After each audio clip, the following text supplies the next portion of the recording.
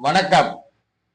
தமிழக அரசுக்கு ஒரு வேண்டுகோள் என்னவென்று சொன்னால், தமிழ்நாடு அரசு சாராய கடையை நடத்துவதனால் அந்த சாராயம் குடிப்பவர்களுக்கு உடல் ரீதியாக பாதிப்பு வந்தால் 5 லட்சம் ரூபாய்க்கு இன்சூரன்ஸ் வழங்க வேண்டும். இரண்டாவது,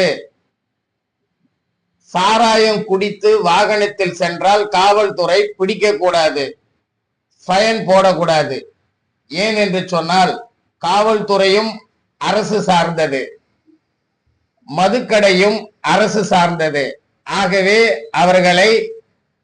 அவர்களுக்கு தனியான பாதை அரசு அமைத்து தர வேண்டும். அவர்களுக்கு காவல்துறை பாதுகாப்பு வழங்க வேண்டும். மூன்றாவது, அரசு மதுக்கடையில் குடித்து அவர்கள் உயிரிழந்தால் ஒரு குடும்பத்திற்கு 1 கோடி ரூபாய் நிதி தர வேண்டும். நான்காவது, அவர்களை மதுக்கடையில் குடிக்கிறவர்களை வருடத்தில் அதிகம் யார் குடிக்கிறார்களோ அவர்களுக்கு தமிழக அரசு சார்பில் ஒரு முக்கியமான விருதை வழங்க வேண்டும். ஐந்தாவது, அவர்களுக்கு தீபாவளி போனஸ், பொங்கல் போனஸ் அனைத்தும் வழங்க வேண்டும்.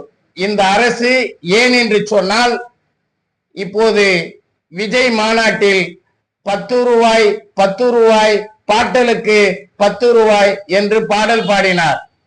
அதற்கு அரசோ அந்த மது அரசு சார்ந்த அமைச்சரோ எந்த ஒரு பதிலும் தரவில்லை. ஆகவே அந்த மதுபானத்தை நடத்தும் அரசு குடி பிரியர்களுக்கு, மது பிரியர்களுக்கு, அவர்களுக்கு சம்பாதிக்கும் பணத்தை, முக்காவாசி பணத்தை மதுக்கடையிலே செலவு செய்து அரசை வளர்க்கிறார்கள். அரசு அவர்களுக்கு என்ன செய்கிறது? இதை நேரடியாக கேட்கிறேன். வடிவேல் காமெடியில் வருவது போல சுத்தி வளைச்சு பேச விரும்பவில்லை. நான் கேட்ட கோரிக்கையை மது பிரியர்களுக்கு தமிழக அரசு வழங்க வேண்டும் என்பதை எனது வேண்டுகோள். நன்றி, வணக்கம்.